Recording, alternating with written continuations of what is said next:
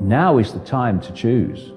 I came across some articles about a Native American concept called Wetiko. And Wetiko, they say, is a mind blindness that takes over the minds of people and holds them, what I would call, in 5 sense reality only.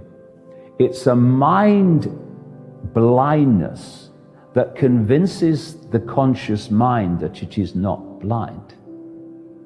Now, I'm seeing that everywhere because so much that has been going on in the subconscious before this has been brought to the surface by all this. That's why you're starting to see things and see responses and behavior that actually it's already always been there. It's just been brought to the surface now where you can see it.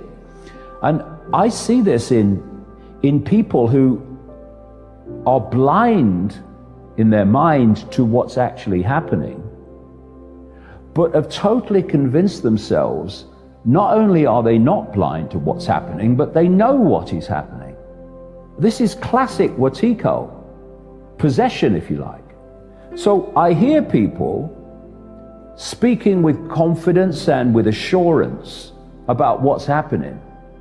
And what's coming out of their mind is simply a repetition of the official version of what's happening. But they think they've worked it out because their mind is blind, but they think it's not. And the other interesting thing about this Wetiko, which fits with my stuff too, is they say that this Wetiko mind possession, if you like, operates in the subconscious. It has to hide itself from the conscious mind, because once the conscious mind is aware of it, the influence is gone. Because the manipulation has been brought out of the subconscious and the unseen into the seen, and now you can deal with it. Once you acknowledge that it exists, and once you acknowledge its influence and impact on your perceptions, it's gone. Its influence is finished. And if we can free ourselves of that, game over, because that is what is controlling people via their perceptions. It can be changed in a dramatically short time, just by changing our approach from acquiescing to not acquiescing. It's as simple as that. And if we did that, if we put down the fault lines there to divide us of race and sexuality, I don't care what color you are, I don't care what religion you follow, I'm not bothered. It's just a brief experience for the consciousness not only that you are, but the consciousness that we all are. So let's put it down. I don't care what race you are, I don't care what you call yourself. Just don't impose it on anyone else that doesn't want to impose it upon them. And let's realize that we're all the target of the same force, and that there are billions of us and a handful of it, and thus I think I see a way out of this. And if we come together in unity and we cooperate in protecting our own freedom and the freedom of each other, it's over. It's over. They can't impose what they want if we do that. It's not a case of is the answer not there? It's whether we're prepared to take it.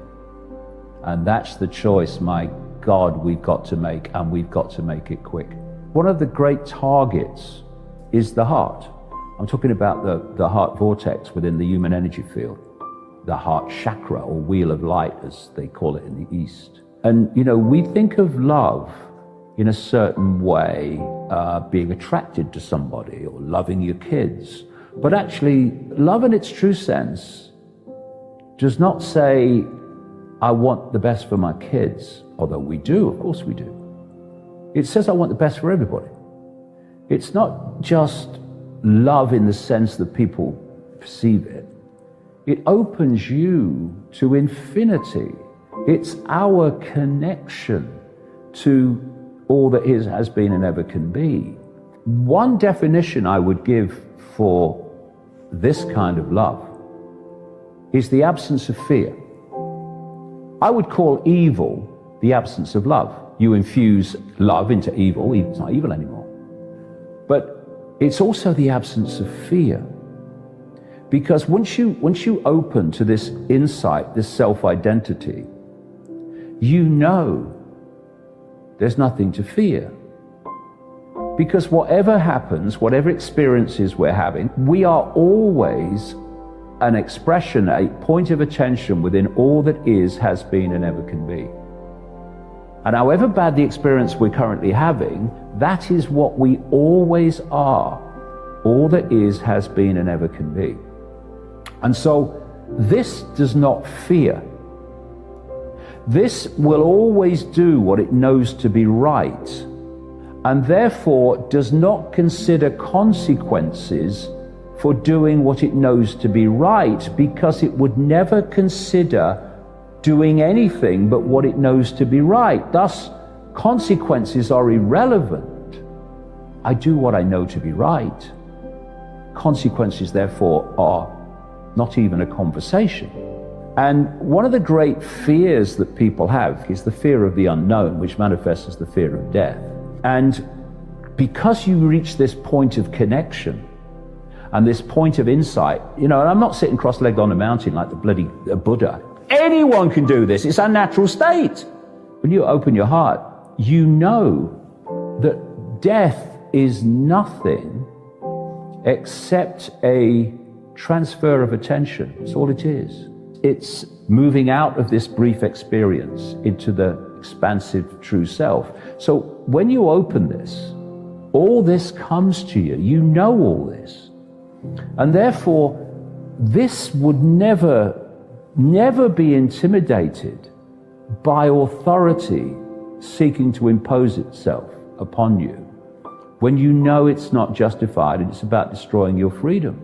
This is freedom. It's the freedom of knowing the scale of who we really are.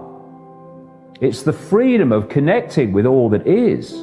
When there's a revolution of this, acquiescence will stop. This would never acquiesce to impositions on freedom. Never do it. Always does what it knows to be right. This is the revolution. This will change everything. And anyone can do it. When that penny drops and this, as a result, opens, game over. Game over.